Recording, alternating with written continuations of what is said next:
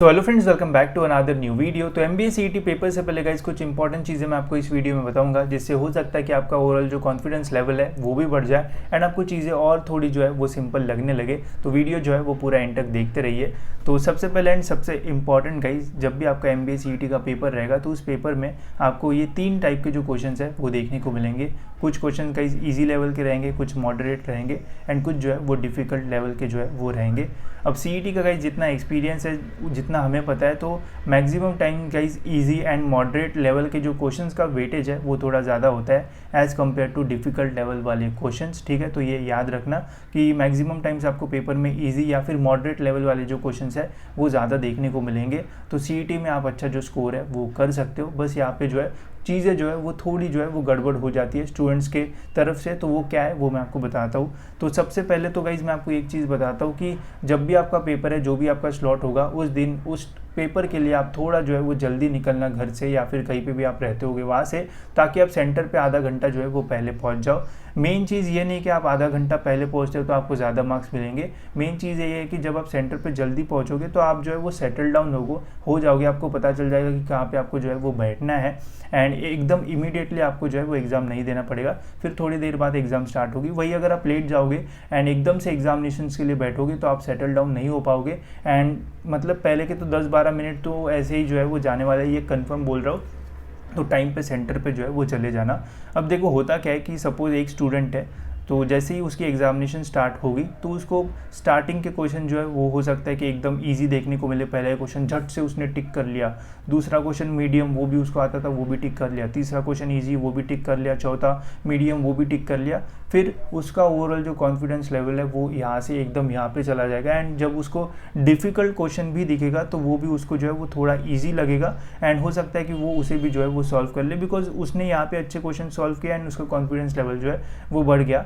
But ये situation कभी कभी होती है एंड बहुत सारे स्टूडेंट्स के साथ होता है ऐसा। बट सेकंड वाली जो सिचुएशन है वो बहुत सारे लोगों के साथ होती है। इसमें होता क्या है कि स्टार्टिंग के ही जो क्वेश्चन है वो थोड़े टफ लेवल के रहते हैं, जिससे क्वेश्चन जो है वो निकल नहीं पाते या फिर स्टूडेंट्स गलती से यहाँ पे जो है वो 4-5 मिनट जो है वो अपने डाल देते हैं, जिसके वजह से जो टाइम है उन्हें लगता है कि बहुत जल्दी जल्दी जा रहा है एंड टाइम कम पड़ जाएगा। तो फिर जब वो इसे स्किप करते हैं या फिर यहाँ पे तुक्का वगैरह मार देते हैं एंड फिर इसके बाद जो इजी या फिर मीडियम क्वेश्चंस की ओर जब वो बढ़ते हैं तो इसमें गाइज वो जो है वो मिस्टेक कर देते हैं एंड यहाँ पे टाइम एक्स्ट्रा देने की वजह से यहाँ पे टाइम जो है वो कम देते हैं, जिसकी वजह से सिली मिस्टेक्स करके अपने जो राइट आंसर्स है उन्हें भी जो है वो रॉन्ग कर देते हैं। तो ये मिस्टेक्स गाइज हमेशा जो है वो स्टूडेंट्स की तरफ से जो है वो होती है। तो मैं गाइज आपको यही सलाह दूंगा कि जब भी आप पेपर दोगे एमबीए का तो ट्राई करना कि सपोज अगर आपको डिफ़िकल्ट क्वेश्चन लगता है या फिर क्वेश्चन पढ़ते ही समझ में नहीं आ रहा है कि यार इसका आंसर जो है वो किस टाइप से निकलेगा, तो एक तो उस क्वेश्चन को जो है वो वहीं पे स्किप कर दो या फिर तुक्का मार दो एंड वहीं पे उसे जो है वो टिक कर दो एंड उसका खेल जो है वो वहीं पे जो है वो ख़त्म कर दो एंड फिर नेक्स्ट क्वेश्चन के लिए जो है वो बढ़ जाओ। हो सकता है कि आपको लाइन में 3 जो है वो डिफ़िकल्ट क्वेश्चन आए, तो इसका मीनिंग ये तो नहीं है कि आपको पूरा पेपर ही जो है वो नहीं आने वाला है। आगे हो सकता है कि बहुत सारे यहाँ पे आपको ईजी एंड मॉडरेट लेवल के जो क्वेश्चन है वो मिले। तो अगर तीनों क्वेश्चन भी आते हैं तो डरना मत उन्हें स्किप करने के लिए या फिर वहाँ पे तुक्का मारने के लिए।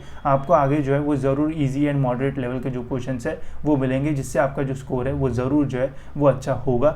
एंड यहाँ पे आप देखोगे जो नंबर ऑफ क्वेश्चन है वो काफ़ी ज़्यादा है। अगर लॉजिकल के 75 क्वेश्चन है तो हो सकता है कि इसके 10-15 तो ऐसे क्वेश्चंस हो जो कि मतलब बहुत ही कम लोगों से जो है वो बनने वाले हैं। बट सपोज वो 15 क्वेश्चंस के लिए अगर आप मैक्सिमम टाइम जो है वो दे देते हो सकता है कि किसी को यही 15 क्वेश्चन स्टार्टिंग में आ जाए या फिर 10 क्वेश्चन स्टार्टिंग में टफ लेवल के आ जाए, तो उसकी वजह से जो बचे हुए 60-65 क्वेश्चन है वो सभी जो है गाइस वो आपके ख़राब हो सकते हैं, बिकॉज आप यहाँ पर जो है वो बहुत ज़्यादा टाइम मतलब डाल दोगे, जिसकी वजह से प्रॉब्लम हो सकता है। तो सॉल्व करने से ज़्यादा गाइस आपको स्किप करना भी जो है वो आना चाहिए। मैं मानता हूँ कि यहाँ पे नेगेटिव मार्किंग नहीं है, तो जब आप स्किप करोगे तो हो सकता है कि वहाँ पे आप जो तुक्का है वो मार के उसे जो है वो छोड़ दो, बिकॉज बाद में आपको वहाँ पे जो है वो वापस जो है वो जाना नहीं पड़ेगा।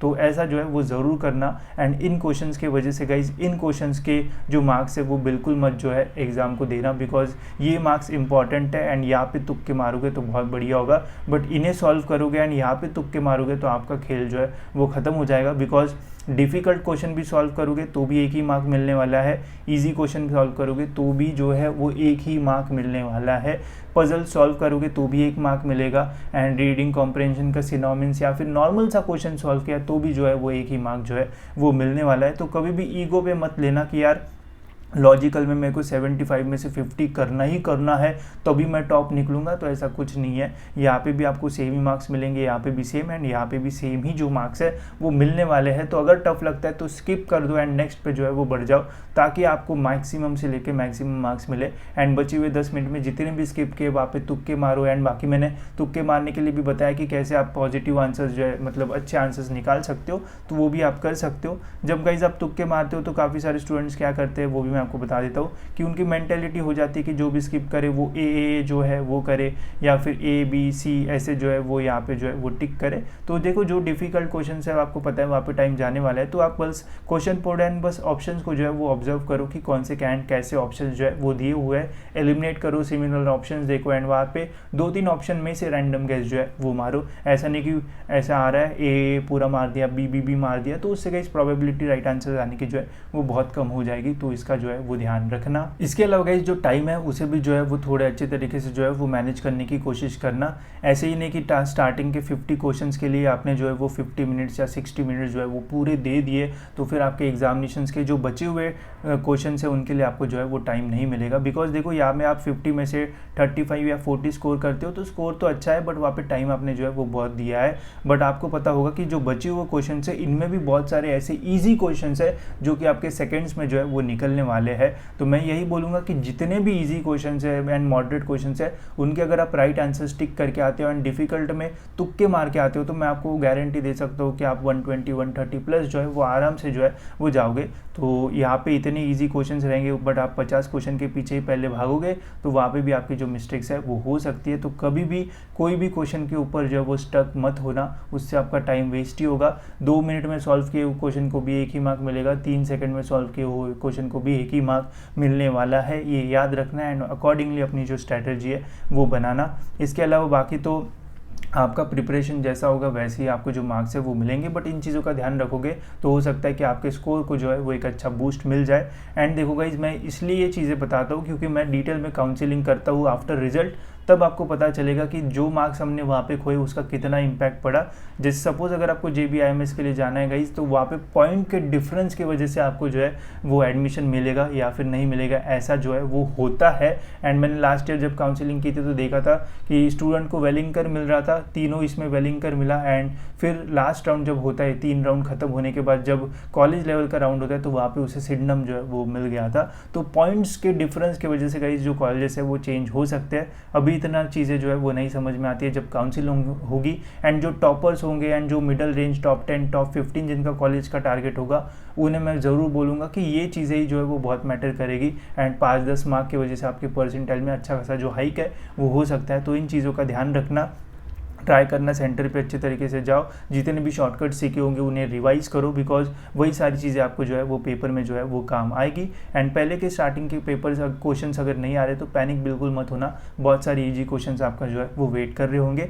इसके अलावा जब आप सेंटर पे जाओगे तो वहाँ पे रफ पेजेस आपको मिलेंगे, अगर नहीं मिलता है तो स्टार्टिंग में मांग लेना, उठ के चिल्ला देना कि मेरे को रफ पेजेस चाहिए। एंड एक मिलता है तो उसके बाद अगर आपको और चाहिए तो मांग सकते हो, अगर मिलता है तो सही है, नहीं मिलता है तो जो भी मतलब आसपास अगर दिख जाता है तो वहाँ से ले सकते हो। इसके अलावा सेंटर में जाने के लिए मैंने सारी चीज़ें बताई है कि क्या लेके जाना है क्या नहीं लेके जाना है। कुछ भी अगर आपको डाउट है तो वो वीडियोस आप जो है वो देख सकते हो, सारी चीज़ें आपको वहाँ पे जो है वो पता चल जाएगी। एंड गाइस कंप्यूटर की जो कीज़ है वो मत दबाना जब पेपर स्टार्ट होता है तब, बिकॉज उसके हो सकता है कि आपका जो पेपर है वो फ्रीज हो जाए, तो माउस का ही जो यूज़ है वो करना। एंड जब आप टिक करोगे तो एकदम गोले पे टिक करना पड़ता है, तो वो भी जो है वो ध्यान रखना। इसके अलावा जब आप सेंटर पे जाओगे तो कुछ खा के जाना, इतना मत खाना कि बाद में प्रॉब्लम है, थोड़ा बहुत खा के जाना, बिकॉज कॉलेजेस सैटरडे संडे पे रहेंगे एंड कॉलेजेस ही सेंटर है तो हो सकता है कैंटीन वैंटीन बंद रहे तो प्रॉब्लम हो सकता है। बॉटल आप कैरी कर सकते हो आई थिंक, या फिर वहाँ से आपको पानी की बॉटल मिलेगी, बट इतना मत पी लेना कि आपको 2-3 मिनट आपको फिर वॉशरूम में देने पड़े,